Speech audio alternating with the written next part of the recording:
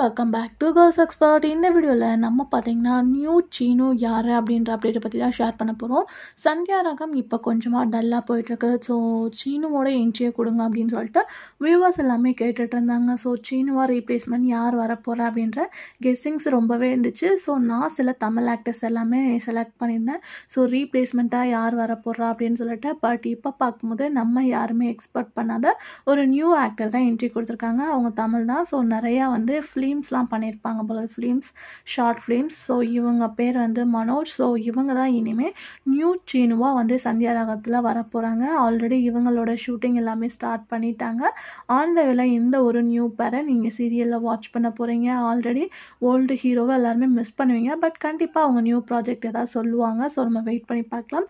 So இந்த replacement வந்து today start ஆகிருக்கு. அதாவது டுடே அவங்கள பற்றி அப்டேட் வந்திருக்கு. மேபி இன்னும் 1 or 2 days வந்து என்ட்ரி கொடுத்துருவாங்க சீனு.